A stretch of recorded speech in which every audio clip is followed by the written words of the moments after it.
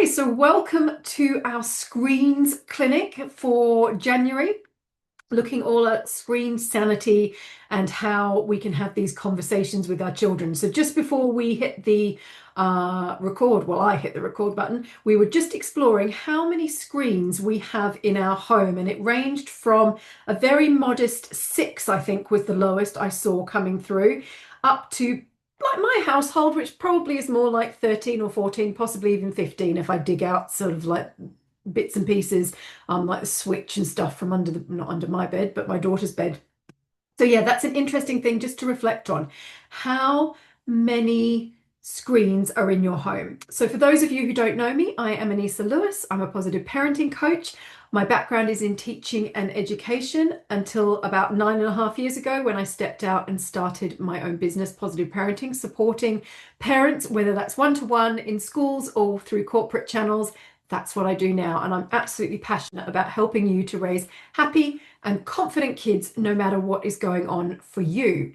I'm also a mother, which I think is important for you to be able to relate to a certain extent, because lots of stuff I'm talking about, I'm going through the same stuff with my child. Now, my child is 17, so we're at a different stage perhaps to some of you, but it's still all relevant and we're still having these conversations. And in fact, I was going through my notes of what I wanted to write and what I wanted to cover in today's talk, and my daughter saw it and she was like, well, I've got strong opinions on this. And I thought, yes, dear, yes, you do have strong opinions on this. And she's like, we have to be involved in the conversation. And in fact, lots of stuff she said was what I was going to cover anyway. And she's like, you can't dictate how much time I'm on my screen. And I was like, well, it's not about dictation, it's about consultation and da da da. But it actually started a really interesting conversation for us when my child is nearly an adult. So I thought that was interesting and worth noting. So, a question I get asked a lot, and I mean a lot, is how much screen time is too much? What should the limits be around screen time for my children? And so I have done some Googling on your behalf. I did have a rough idea anyway, but my Googling was quite out of date. So I've done some new Googling for you, and it's all quite similar actually. So what they're saying is for children up to 2 years, there should be no screen time whatsoever. Nothing. Zero, zippo. And if it is, it should be limited and co-viewed and obviously age appropriate, so that you should be with your child watching it. This is what the guidelines are saying. If your child is in the 2 to 5 year age bracket, they're saying a maximum of an hour a day. And what they're saying here is it's quality over quantity. So choose wisely what you are allowing them exposure to.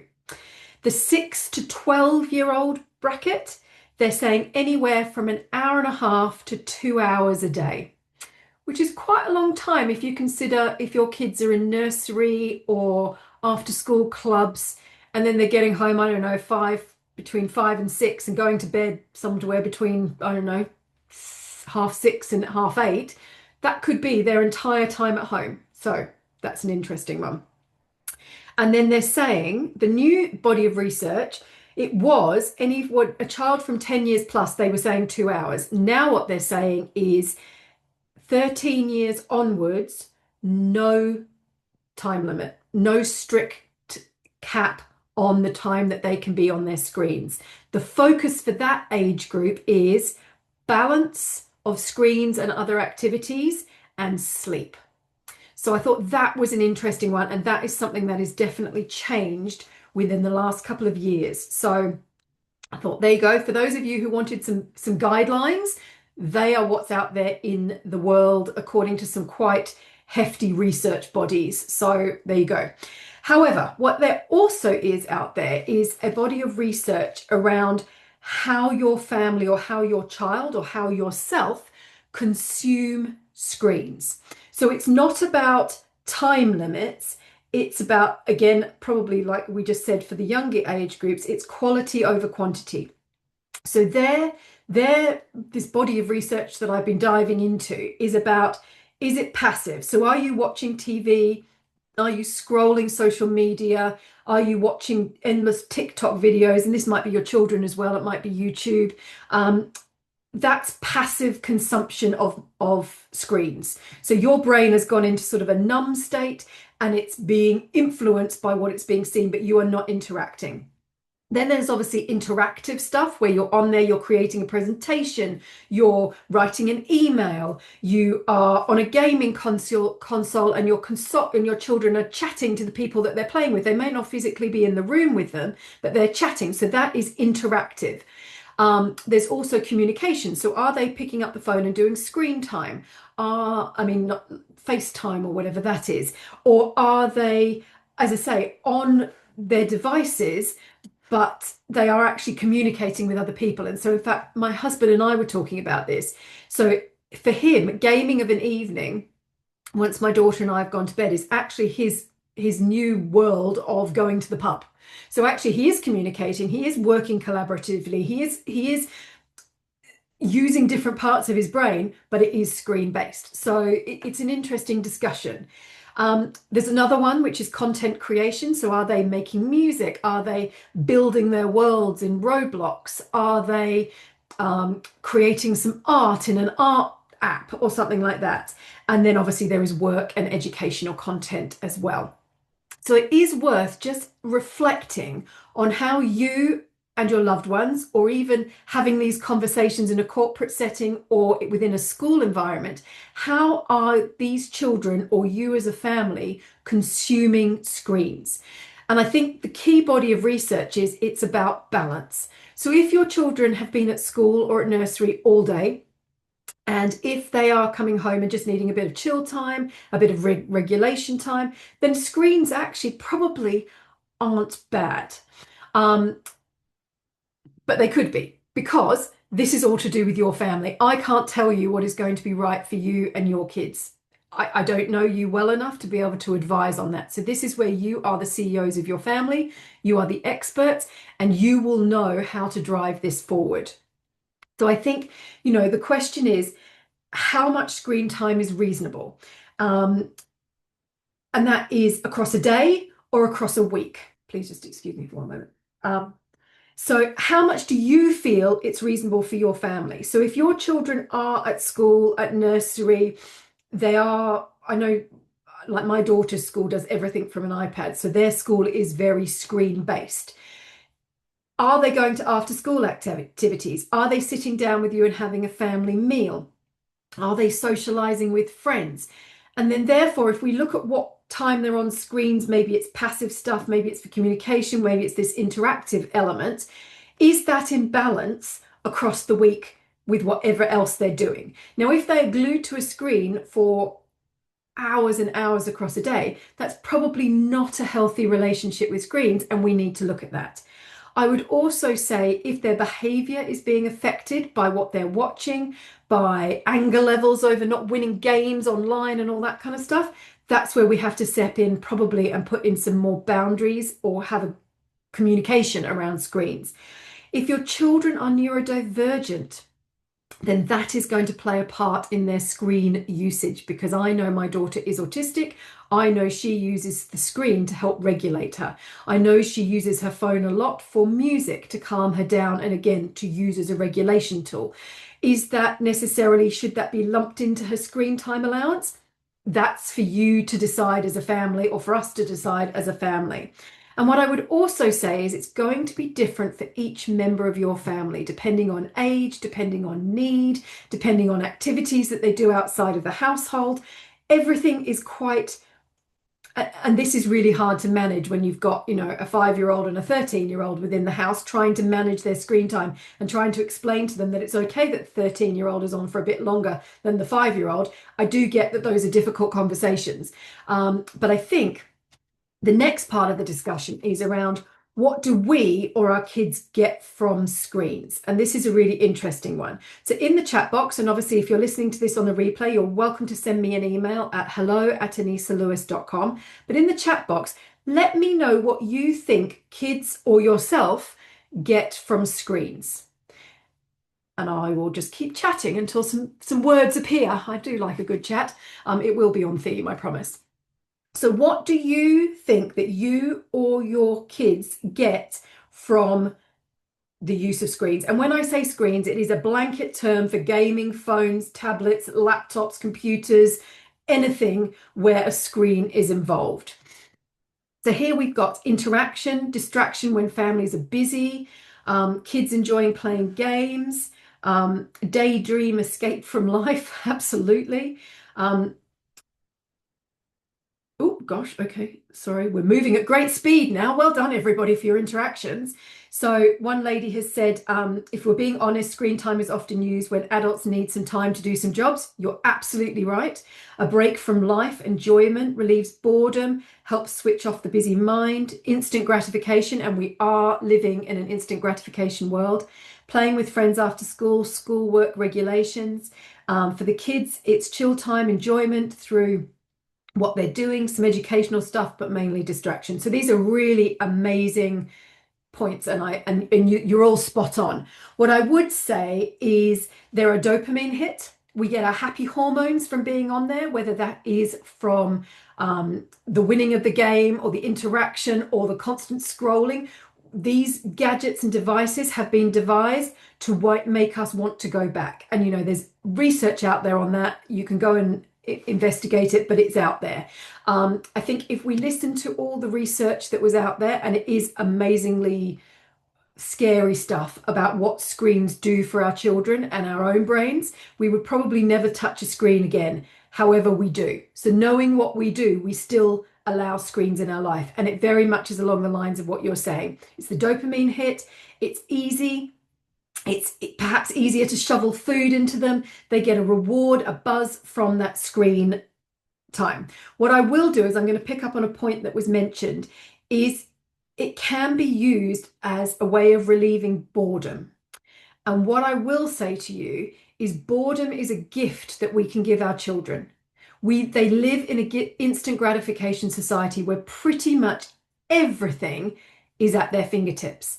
And actually, boredom is healthy. Boredom allows for creative thinking. Boredom allows them to lie horizontal on the couch and have a complete paddy about why they're not allowed on their screens. And that's okay, because emotions are okay. Because hopefully they'll either continue to lie horizontal on the sofa having a complete paddy and get over it, or we then have to go in and step and coach and do some emotional coaching on it, or they will come through it on the other side. But it's a gift. And it's a gift that we don't often give our children because we want them to stop crying, or we want them to stop having a tantrum, or we want them to just get out from under our feet so we can get on with the jobs that we need to get on with. A really lovely idea to do if you're interested in the boredom piece, is to create a boredom basket. And this even works for teenagers. Go around your house and gather things that your children have long since forgotten about, whether that's cuddly toys, whether that's puzzles, whether that's Play-Doh, whether that is craft supplies or art supplies for a teenager, whatever it is, pop it in a box, pop it in a cupboard. And when your children say to you, I'm bored, and you say, oh, that's really nice, I'm mummy, pleased to meet you. Your next step as a parent is usually to say to them, oh, but you could do this and you could do this and you could do this, and what about this? And you've got so many toys and you've got so many opportunities. Why are you standing here and telling me you're bored? All we're doing in that situation is problem solving for them. So what you could do is to say, well, I put some stuff over there in that basket or in that cupboard. If you want to go and interact with it, it's there for you. If you don't, then you can choose something else to do. But right now you're getting off your game, you're turning the TV off, you're whatever it is. So, but it is a tool that is actually quite useful to you. What I would also say is screens are easy.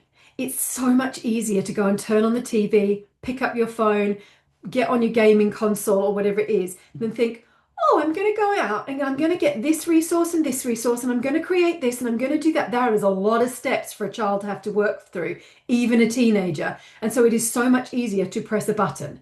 And I think what we do, especially if we've got screens on during meal times and things like that, we have created it to be easy because we don't want to sit in the pit of despair. And so I quite often talk about change cycles. So change cycles are, and this is not to do with parenting, this is something I learned on a leadership course when I was a deputy head in a school. And it's about, it's an upside down bell curve or a skateboard ramp. So you go into the the change curve, and you're like, oh, I've just been to this really interesting talk by Anissa, and she said this, this, and this, and I'm going to try it out. I'm armed with some knowledge that I wasn't before, or it's just supported something I know. So you enter on your skateboard. You then get to the bottom where you're trying to implement the things that you've learned or the things that you want for your family.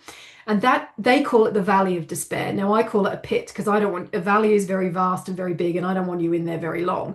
But what happens is you get into your pit of despair, and you generally, because it's too difficult, or because there's some rebellion, or because there's a meltdown, or because you've tried it and it's not quite worked, you reverse out on your skateboard.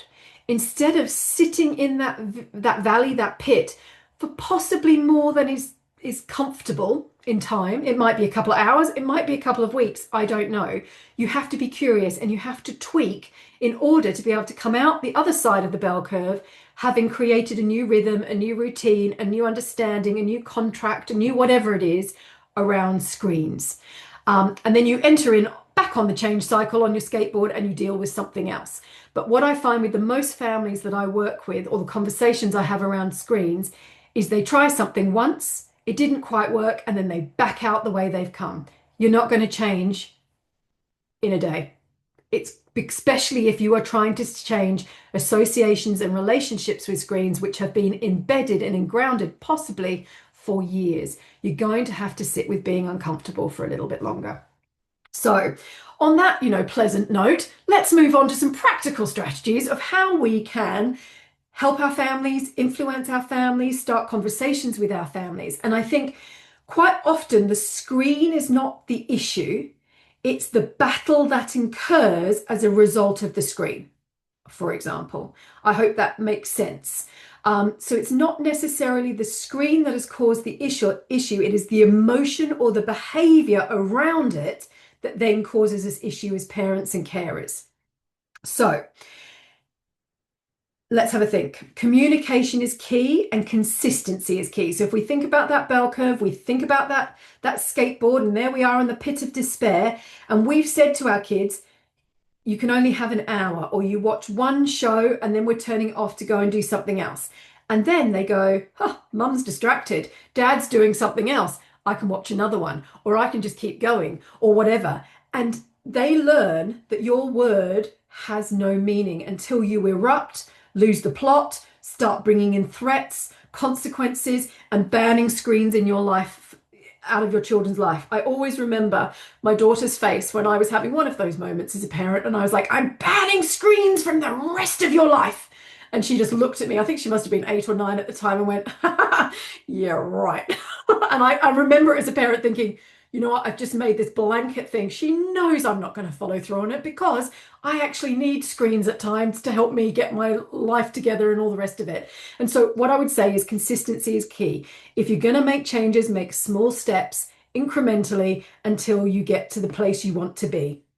I always encourage 1% marginal gains. So if you make a decision that you want to get to X point with screens and games and communication in your family, what is the first little step you can take, which means you're just a little bit better today than you were yesterday? Because by the end of the week or the end of a 2-week cycle, you might be 2 or 3% further forward than you were before. Rather than thinking, I'm going to go cold turkey with my family, complete rebellion, complete meltdowns, everybody is miserable, and you just resort back to what you were doing before. So 1% marginal gains are a wonderful thing to keep in your mind when you are making changes around screens. And I would imagine it's like climbing a ladder.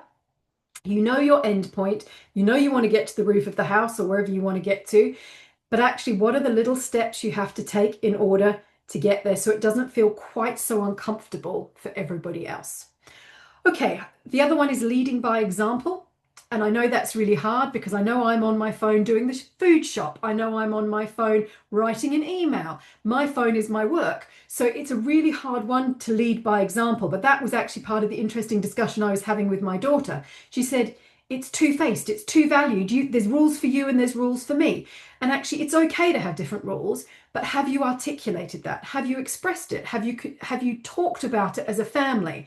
I'm a big believer in family meetings where you bring people together, not to tell them off, but to find a way forward together. And screens are a lovely one to hear everyone's voices, to hear everyone's ideas, and to decide your way forward as a family.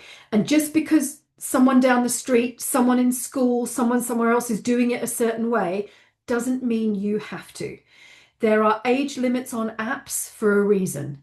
And therefore, just because your child tells you that everybody at school is on Snapchat when they're 9, you go, no, they're not. And there's a reason why there is an age limit put on them. And I've just signed a really, and in fact, I might try and find it and put it into the email that I send out.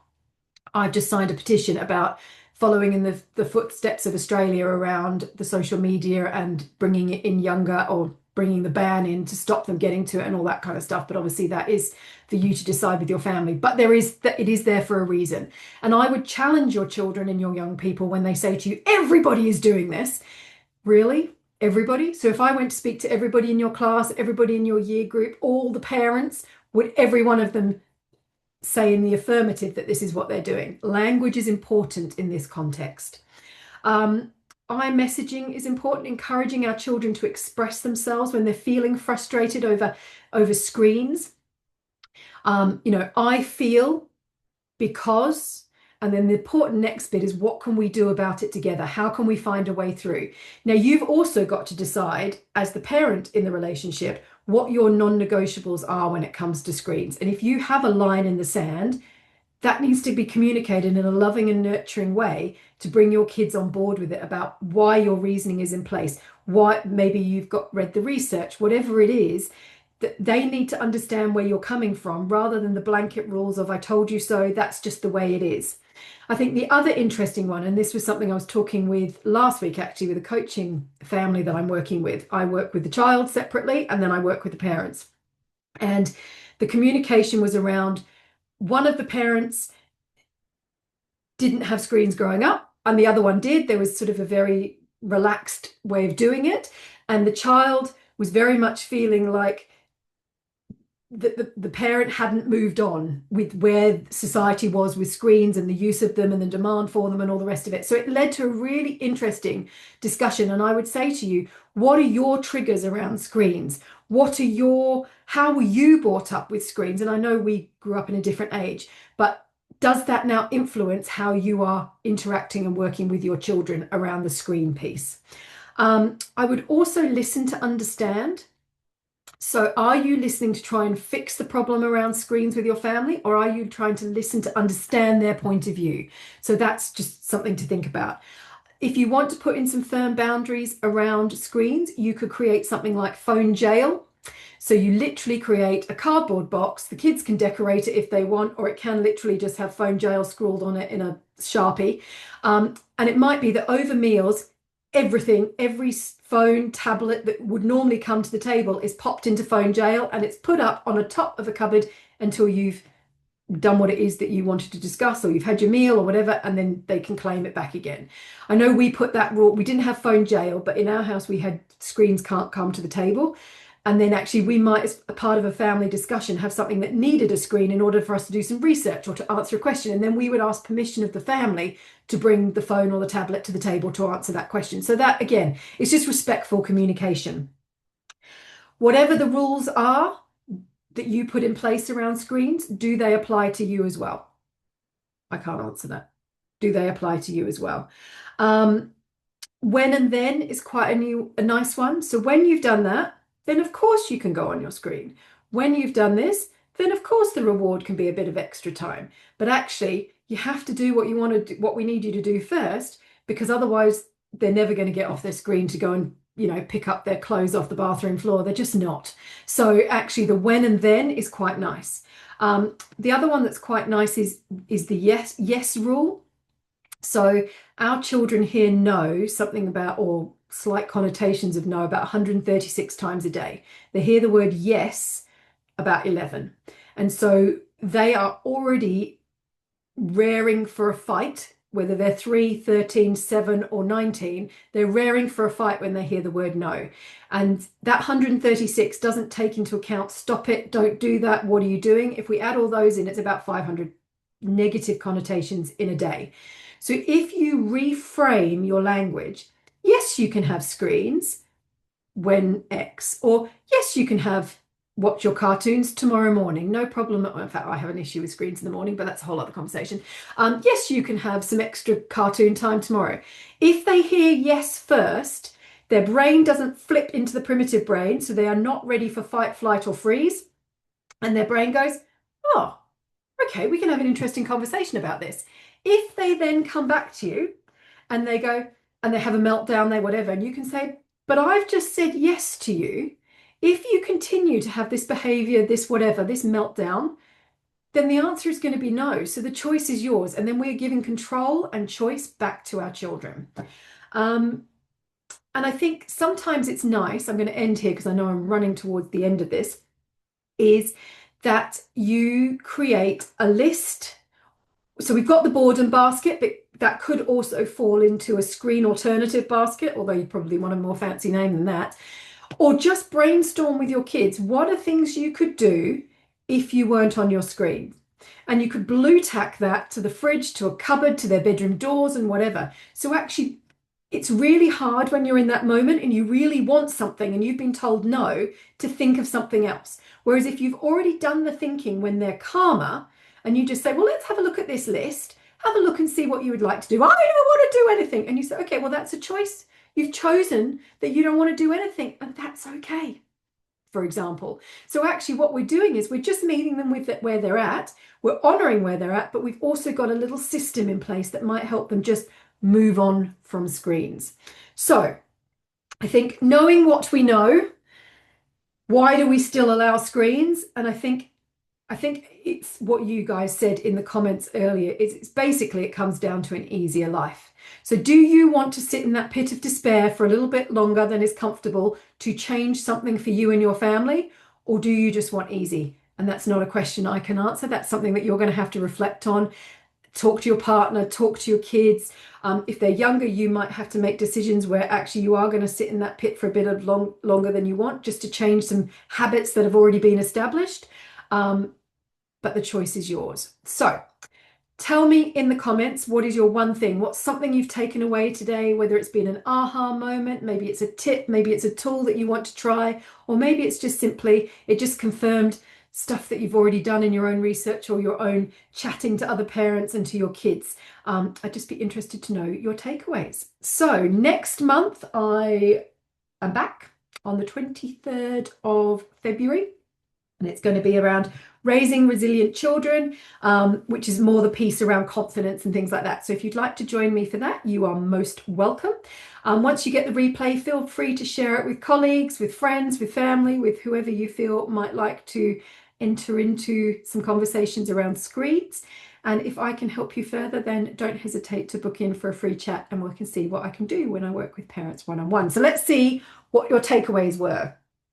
So we've got, oh, hang on. No, saying yes first. And that's really, really difficult. Let me tell you, I've been practicing this technique for a really long time, like 8 or 9 years now. And I'm sometimes mid-flow going, yes, no, like this, trying to think what's going to come out of my mouth next, because we are so used to saying no first. So if you're practicing that one, give me some feedback on how it goes, because it's not as easy as you think. And you may actually in your head want to have done a bit of role play or a bit of, this is what I'm going to say next time they challenge me on this, and just see how it goes. Okay, so yes rule, the boredom basket, phone jail, leading by example, saying yes, consistency, staying in the pit longer, and saying yes. So fabulous. We've got some great takeaways. Thank you very much for your time. And I have gone a couple of minutes over, so apologies for that. If you are joining me next month, it will be great to see you. If not, that's okay. Keep safe and enjoy having those screen time conversations with your families. See you later. I don't know why we wave still. I wouldn't say goodbye to people and wave when anyway, it doesn't matter. I'm waving. It just feels like the right thing to do. Right.